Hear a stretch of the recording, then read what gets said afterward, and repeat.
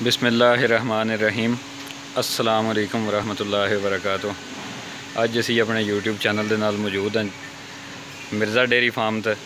ये साढ़े भाई ने, ये माशाअल्लाह जनाब अपना शौक बड़े अच्छे तरीके नाल कर रहे।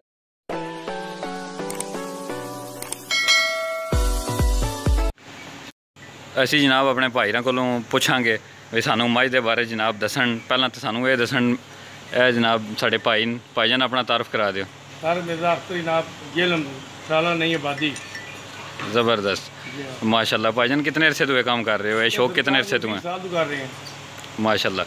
अज देख के माशाल्लाह खुशी हुई है, तुसी शौक नाल माशाल्लाह कर रहे हो। शौक नाल माल खा रखे जनाब। ज़बरदस्त।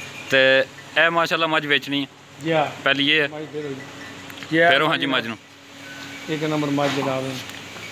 मेरा साहब ये बारे जनाब दसो। हाँ ये सरकार दूजा सूई है। सरकार इनू अज सुबह तकरीबन को 18 दिन हो गए, बच्चा इहदा मर गया है। ठीक है जी हाँ, बच्चा दुध पी के चौका खुल गया जनाब रात को, तो वह बच्चा मर गया जनाब इसका। तो माए को दुध है जनाब मौजूदा इस टाइम जनाब सारी को पहाड़े से मिलती है जनाब। माए को 17 किलो दुध है जनाब दोवां टाइमां का। दोवां टाइमां का 17 किलो माशाल्लाह माशाल्लाह। मझ तक लो जी, मझ माशाल्लाह सोहनी है जनाब ना। ये आरफ वाले तो मझ आई है माशाल्लाह। जी हाँ। ये केड़ी नस्ल है? ये सरकार नीली दियां मझां जनाब, असल जू दी मझां जनाब लियाने असी। तो मझ तक जनाब शाह काली, मुश्किल अखां कालियां, सिंह सोहने, जुस्सा मझ दा सोहना। ज़बरदस्त जी हाँ। ज़बरदस्त। दूसरी लै आओ जी, दूसरी मझ लै आओ। इन्हों अंदर मेरा साहब है जरा सानू ना साढ़े नाजरीन नूं व्यूअर्स नूं पहली मझ की कीमत दस दो जनाब। जी सरकार पहली मझ की कीमत है जनाब ना 2,35,000 रुपये ना मुनासिब रेट करना है जनाब। ज़्यादा 3.5-4 लाख रुपये वाला जनाब ना कम नहीं करना। 2,35,000 2,35,000 रुपये ठीक हो गया जी हाँ। असलम ए दूसरी मझ आ गई है जी माशाल्लाह। मेरा साहब ये बारे च नाजरीन नूं दसो। सरकार ये मझ सरकार उधरों आई है पंजाब नीली तो ही शाह काली मझ है सरकार। एक पूछल का वाल भी जनाब चिट्टा नहीं होने लगा। ठीक हो गया। कच्ची सूई मझ है और बच्चा जनाब खोल के लिया। ये जनाब कितने ढेड़े हो गए सोए हैं? मझ नूं सोए जनाब हो गए 14 दिन। 14 दिन माशाल्लाह। कच्ची सूई मझ है जनाब। कितना दूध है इहदे थल्ले? मझ को दूध है जनाब बच्चे नूं थान दे के सरकार 16 किलो जनाब। 16 किलो एक तिन्ना थाना दा। एक थान बच्चे नूं दे जी हाँ। तिन्ना थाना दा 16 किलो। 16 दूध है जनाब। 16 किलो बच्चा जनाब माशाल्लाह। ए मझ दा जाया जी। जी हाँ। कट्टा कट्टी है? कट्टा जनाब। कट्टा है माशाल्लाह। जी हाँ। ठीक हो गया माशाल्लाह। मेरा साहब ज़रा नाजरीन नूं दूसरी मझ दी भी जनाब दस दिओ भी इहदी की कीमत है शौकीन बंदियां वास्ते। सरकार 2 नंबर मझ जी है ना, इसका सरकार मुल है 2,65,000 रुपया ही ना। 2,65,000 माशाल्लाह। ये जिदे थल्ले 16 किलो दुध है 2 टाइमां दा ते एक जनाब इहदे नाल कट्टा है। जी हाँ। ठीक है माशाल्लाह। 16 दूध 2,65,000 रुपये 2,65,000 मुनासिब रेट जनाब। ज़बरदस्त ज़बरदस्त।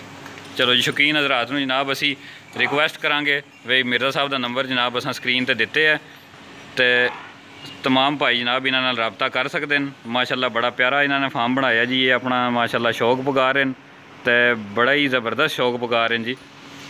भाई इन्हां नाल राबता कर सकते हैं जी। हुण असीं चलांगे जनाब इन्हां दियां गावां दे फार्म ते। इत्थे करीब ही बने हैं, तो इन्हां को गावां भी बेचनियां। हुण आओ जी सारे नाजरीन वो देखते हैं। यह मिर्ज़ा साहब का माशाल्लाह जी गावां दा फार्म है माशाल्लाह जी। गावां में माशाल्लाह 10-12 मिर्ज़ा साहब ने रखियां। शौकीन बंदे न मिर्ज़ा साहब। यह गां है जी बेचण वाली माशाल्लाह। जनाब ये पहलन वैड़ी है जनाब। पहलन जी हाँ।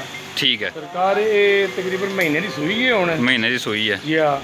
एक थान बच्चे ने दे के जनाब जो दूध 14 किलो। एक थान बच्चे नूं दे के 14 किलो 14 किलो माशाल्लाह। ये जाया दा जनाब ना बच्चा है अच्छा है माशाल्लाह। जी हाँ।